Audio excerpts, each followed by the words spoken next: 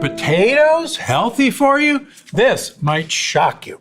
I hate to break it to you, but regular good old potatoes are one of the worst things you can eat because they're a nightshade vegetable.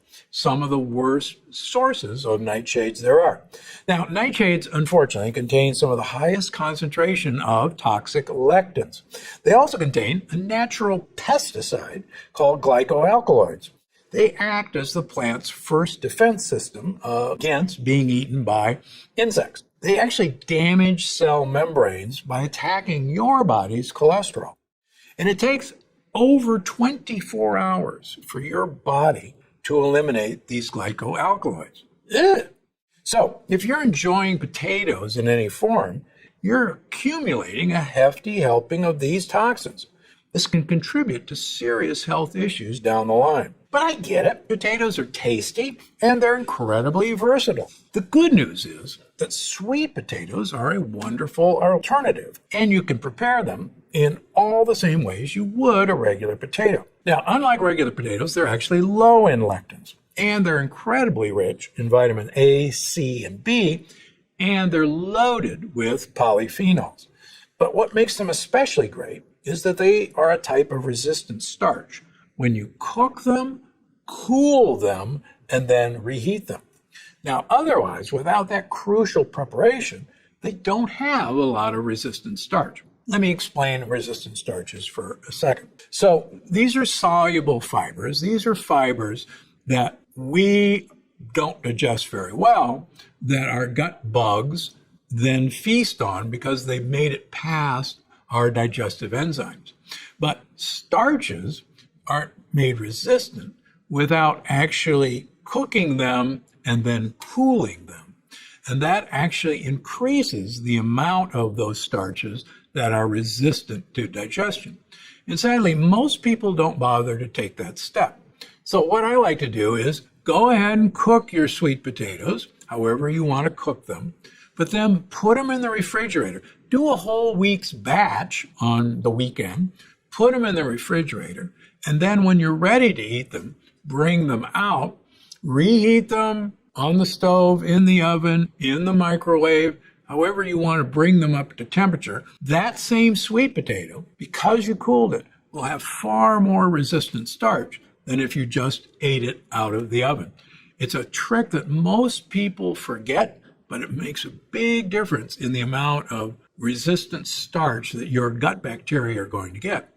The other thing that's important to realize is these are still starches. Starches are sugar molecules all lined up together. They have to be broken by enzymes into individual glucose molecules. The harder it is to break those bonds, the more resistant it is to you digesting it and absorbing it as sugar, and the more it's available to your gut bacteria to eat. And the purpose of eating these is to give your gut bacteria what they desire. So that's why you want to take the trouble of turning any of these starchy vegetables into a resistant starch by cooking and then cooling them. Okay, cook, cool, and then reheat them. That's what gives them the resistant starch. Now, interestingly enough, the Okinawans, some of the longest lived people in the world, and the Kitavans, that group of long-lived people in Papua New Guinea, eat a diet very high in resistant starches. The Okinawans, 85% of their diet is the purple sweet potato.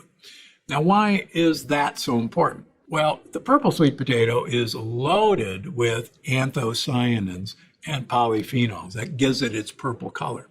And if you've read Unlocking the Keto Code, you know that these dark polyphenols uncouple your mitochondria, which promotes longevity. And it's no secret that their potato is the purple sweet potato. Also, the purple sweet potato is much denser and harder to break down in sugars than a traditional sweet potato. So 2 good reasons to look for the purple sweet potato.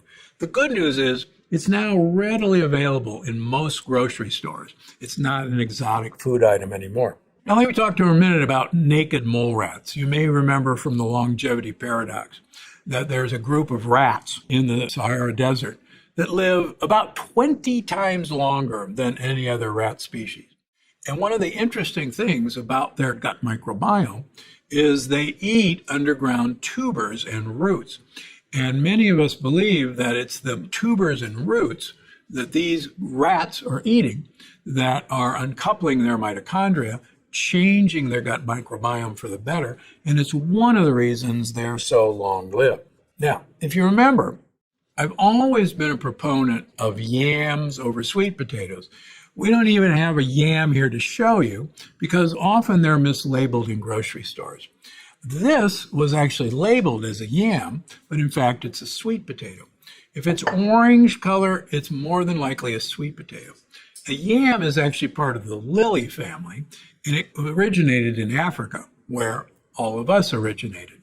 So you're better off eating the type of tuber that our ancestors ate. So whenever you get a chance, look for a yam instead of a sweet potato, but the purple sweet potato is the big winner, and again, it's easy to find. How to use them? Well, you don't have to just bake them.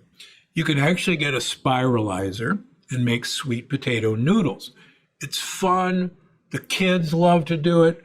They're delicious, and spiralizers now are really cheap. Make sweet potato fries in an air fryer. Make them exactly the same way as you'd use regular potatoes. You can even make potato chips out of sweet potatoes in your air fryer, and they're delicious. Also, I have tons of recipes for sweet potatoes in all of my books. I've got a kale, onion, sweet potato hash that's unbelievably delicious, and sweet potato gnocchi. It's really good. Now, just a word of note. The more the plant material remains in its original form, whole, if you will, the more resistant it will be to digestion, and as such, more usable for your gut buddies.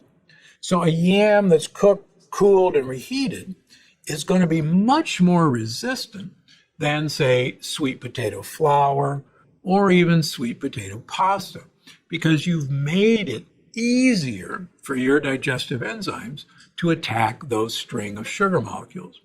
And that's true with most foods.